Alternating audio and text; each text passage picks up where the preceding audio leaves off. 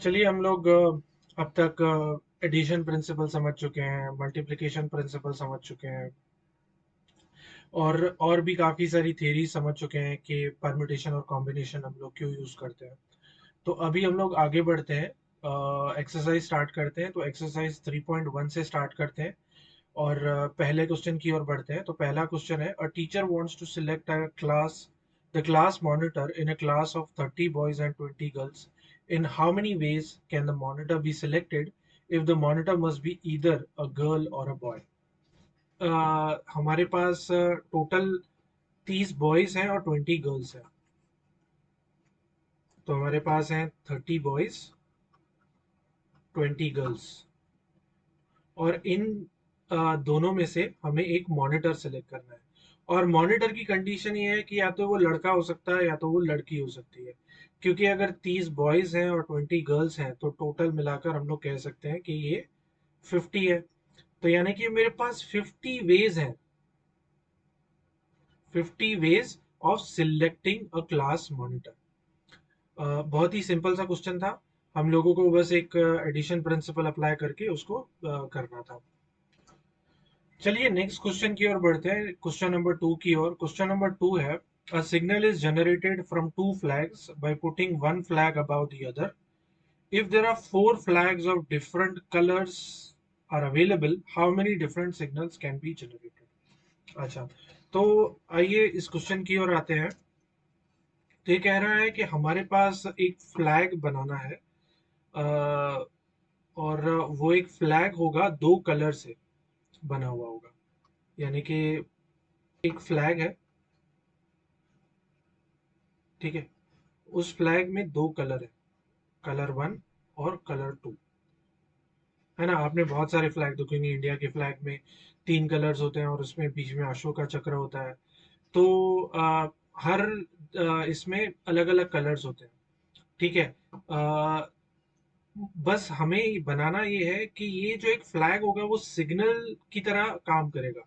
यानी कि अगर मान लीजिए हमारे पास चार कलर है, रेड, ग्रीन, ब्लू और येलो। तो यानी कि अगर मैं रेड और ग्रीन रखता हूँ तो इसका कुछ एक मीनिंग है, और ग्रीन और रेड रखता हूँ तो उसका अलग मीनिंग है, रेड और ब्लू रखता हूँ तो इसका अलग मीनिंग है, ब्लू और येलो रखता हूँ तो उसका अलग मीनिंग है। तो यानी कि मेरे पास चार कलर है, मान लीजिए रेड, ग्रीन, ब्लू और येलो।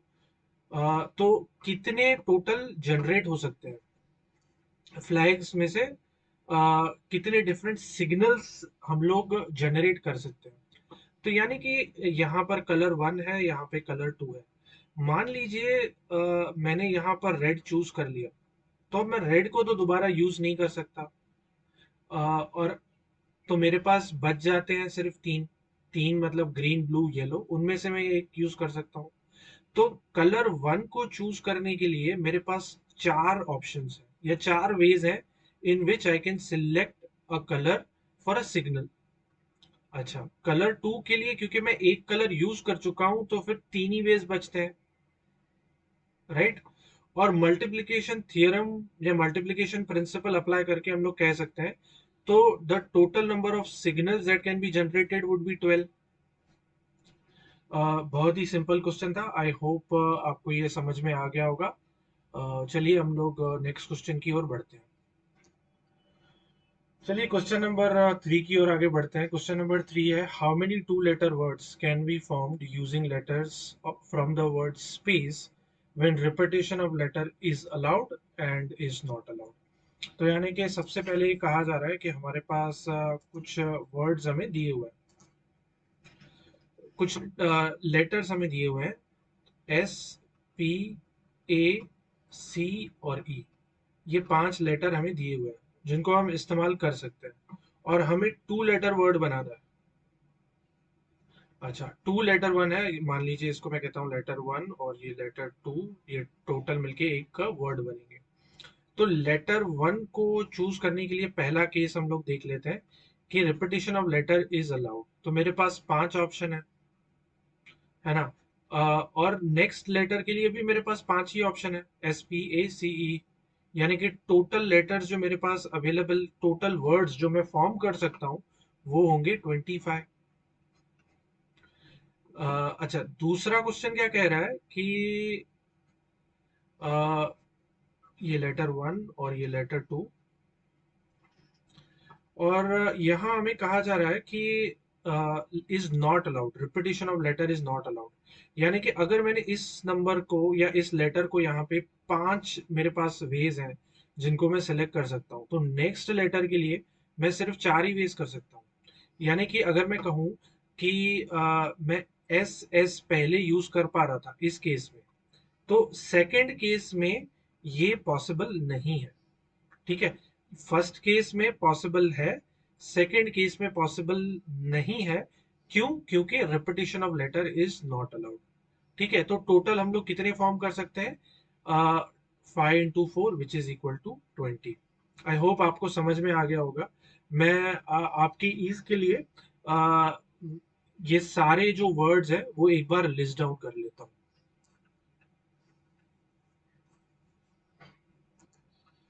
तो चलिए, अब जैसा कि आप अपनी स्क्रीन पर देख रहे हैं, मैंने सारे के सारे जो पॉसिबल है वो आपके लिए, जो सारे पॉसिबिलिटीज हैं जो वर्ड्स फॉर्म करे जा सकते थे, वो मैंने आपके लिए नोट डाउन करके रखे हैं। तो आप देख सकते हैं कि कितनी पॉसिबिलिटीज हैं। तो फर्स्ट केस में 25 पॉसिबिलिटीज हैं, लेकिन ये जो आखिरी पांच है, आखिरी पांच जो मैंने यहाँ पे लिखी हुई है, वो मैं सेकंड केस के लिए यूज नहीं कर सकता।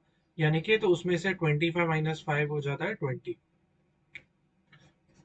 आई होप आपको ये समझ में आ गया होगा कि, और आपने विजुअलाइज कर लिया होगा कि कैसे हम लोग मल्टीप्लिकेशन प्रिंसिपल का इस्तेमाल करके काफी सारे प्रॉब्लम्स हम लोग सॉल्व कर सकते हैं। चलिए ये, चलिए हम लोग आगे बढ़ते हैं नेक्स्ट क्वेश्चन की ओर। हमारा नेक्स्ट क्वेश्चन है क्वेश्चन नंबर 4। और क्वेश्चन नंबर 4 है कि how many three digit number can be formed using digits 0 1 3 5 6 if the repetition of digits are allowed or not allowed। तो यानी कि नंबर्स कौन से यूज कर सकते हैं हम लोग? 0 1 3 5 और 6। अच्छा, और ये थ्री डिजिट नंबर है, राइट? ये हो गया आपका यूनिट्स प्लेस, ये हो गया आपका टेंस प्लेस, और ये हो गया आपका हंड्रेड्स प्लेस। अच्छा, पहले केस में डिजिट्स रिपीटेशन अलाउ की गई है ना? मुझे अलाउड है कि मैं रिपीट कर सकता हूं, तो यानी कि 333 एक वैलिड केस है। लेकिन सेकंड केस में नॉट अलाउड है, तो सेकंड केस में अलाउड नहीं है। ठीक है, आई होप आपको ये समझ आ गया होगा।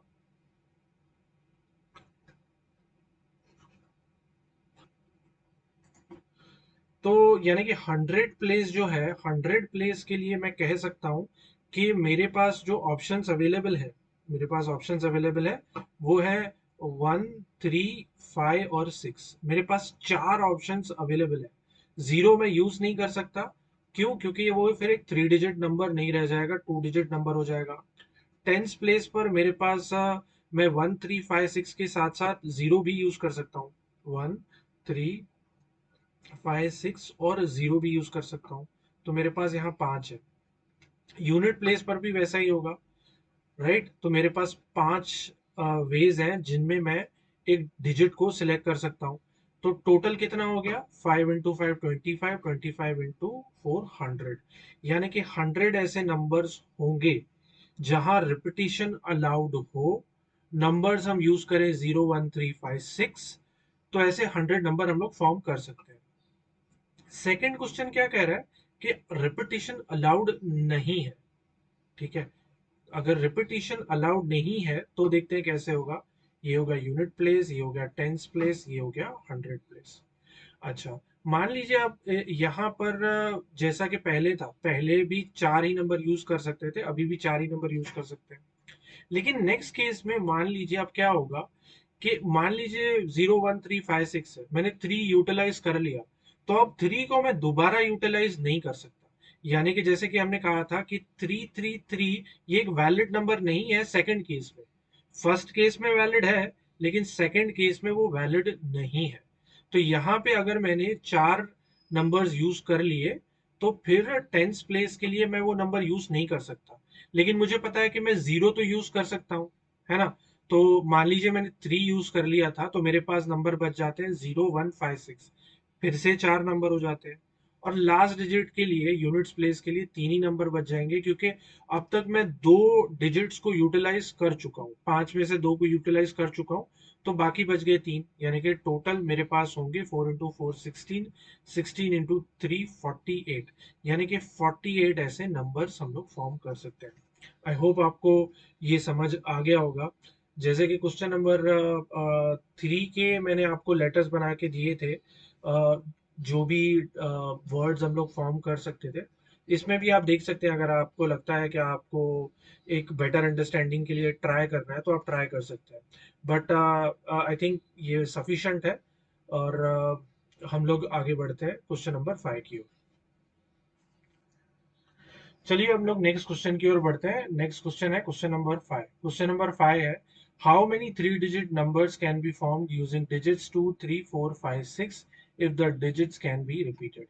तो इस केस में देखते हैं हमें क्या करना है।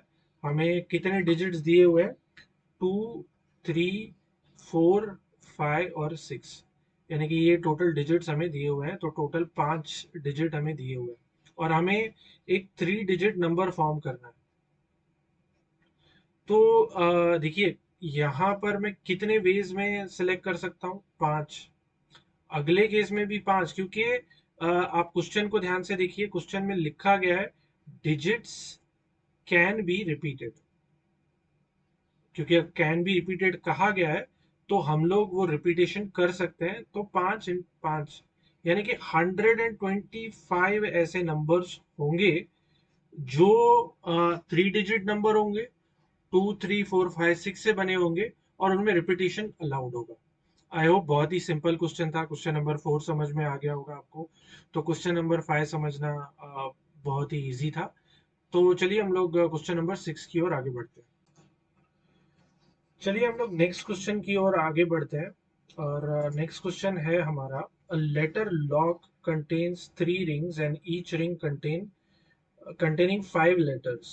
Determine the maximum number of false trials that can be mailed before the lock is open. देखिए, आपने बहुत सारे ताले देखे होंगे, जिनमें या एक बहुत सारी सूटकेसेस होते हैं। खास तौर से पुराने वीआईपी के सूटकेस आपने देखे होंगे। वहां पे देखा होगा 0 to 10 तक होता था, सॉरी 0 to 9 तक होता था, और ऐसे 3 डिजिट हुआ करते थे, 3 या 4 डिजिट डिपेंडिंग अपॉन कौन सा आपका सूटकेस है। यहाँ पे 0 to 9 होता था, और यहाँ पर भी 0 to 9 हुआ करता था, और यहाँ पर भी 0 to 9 हुआ करता था।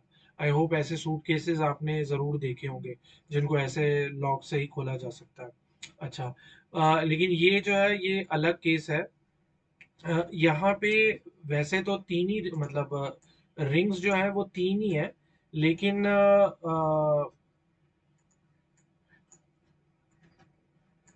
लेकिन रिंग्स की जगह, मतलब नंबर्स की जगह हमें कहा जा रहा है वो यूज कर रहे हैं लेटर्स।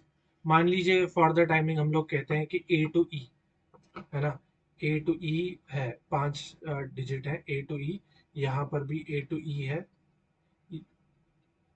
और यहाँ पर भी A to E है, यानी कि ऐसा कुछ फॉर्मेशन है। तो यहाँ पर मेरे पास 5 लेटर्स हैं, नेक्स्ट के लिए भी मेरे पास 5 लेटर्स है, और नेक्स्ट के लिए भी मेरे पास 5 लेटर्स है। तो टोटल कितने हो गए? तो यानी कि टोटल ट्रायल्स जो हो सकते हैं वो 125 ट्रायल्स हो सकते हैं। इसमें फॉल्स ट्रायल्स भी आ गए, और जो एक्चुअल खुलेगा, मान लीजिए आपने सेट किया था ABC, तो वो एक ट्रायल है 125 ट्रायल्स में से। तो हमको पूछा गया है कि determine maximum number of false trials that can be made before the lock is open. तो यानी कि 125 है मेरे पास, 125 है। तो 125 में से सिर्फ एक होगा जो करेक्ट होगा, राइट। बाकी सारे इनकरेक्ट होंगे, यानी कि 124 इनकरेक्ट ट्रायल्स है, यानी कि इनसे लॉक खुलेगा नहीं, सिर्फ एक से ही खुलेगा, राइट। 124 से नहीं खुलेगा, सिर्फ एक से खुलेगा, राइट। तो यानी कि टोटल कितने फॉल्स ट्रायल पॉसिबल है? 124। आई होप आपको ये समझ में आ गया होगा। तो इसका आंसर क्या होगा? There are 124 false trials that can be made. चलिए हम लोग सेवेंथ क्वेश्चन की ओर आगे बढ़ते हैं। तो सेवेंथ क्वेश्चन है, in a test 5 questions are of the form state true और false, no student has got all answers correct, also answer of every student is different, find the number of students appeared for the test। अच्छा, तो पहले पहले देखिए क्या है इस question में कि फर्स्ट ऑफ ऑल 5 क्वेश्चन पूछे गए, 1 2 ऐसे करके 5 क्वेश्चन पूछे गए हैं, जो ट्रू या फॉल्स के फॉर्म में है। यानी कि हर क्वेश्चन के लिए 2 ऑप्शन हो सकते हैं, एक सही एक गलत। ठीक है, वैसे ही हर जगह किया हुआ है ना? तो यहाँ पर भी 2 ऑप्शन, यहाँ पर भी 2 ऑप्शन, टोटल हर जगह 2 ऑप्शंस पॉसिबल है। अच्छा, तो नेक्स्ट हमारा सवाल हो सकता है कि कितने सॉल्यूशन सेट्स फॉर्म हो सकते हैं। मान लीजिए, मैं फॉर द टाइमिंग हम लोग मान सकते हैं कि एक एग्जांपल देने के लिए मैं आपको एक्सप्लेन कर रहा हूँ। मान लीजिए मेरे पास 2 ही क्वेश्चन होते, है ना? 2 ही क्वेश्चन है जो ट्रू और फॉल्स के हैं। ठीक है, फर्स्ट ट्रू और फॉल्स है, सेकंड ट्रू और फॉल्स है। ठीक है, तो यानी कि मैं कितने सॉल्यूशन सेट फॉर्म कर सकता हूँ? मैं 4 सॉल्यूशन सेट फॉर्म कर सकता हूँ। True true, false false, true false और फॉल्स ट्रू। यानी कि मेरे पास 4 ऐसे सॉल्यूशन सेट्स अवेलेबल है। Solution set 1, solution set 2, solution set 3, solution set 4। 4 solution set बन गए। इस केस में 5 है, तो कितने सॉल्यूशन सेट पॉसिबल होंगे? 2 × 2 × 2, 5 टाइम्स,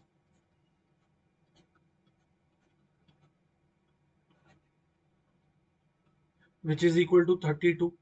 यानी कि 32 सॉल्यूशन सेट्स पॉसिबल है ना? 32 अलग अलग आंसर शीट्स हम लोग बना सकते हैं। अब क्या कहा जा रहा है कि हर स्टूडेंट ने अलग अलग आंसर दिया है, also the answer of every student is different, और no student has got all answers correct. अच्छा, तो यानी कि 32 जो है हमारे पास, यानी कि 32 है, उसमें से एक आंसर शीट होगी जो करेक्ट होगी, बाकी बचते हैं 31, राइट?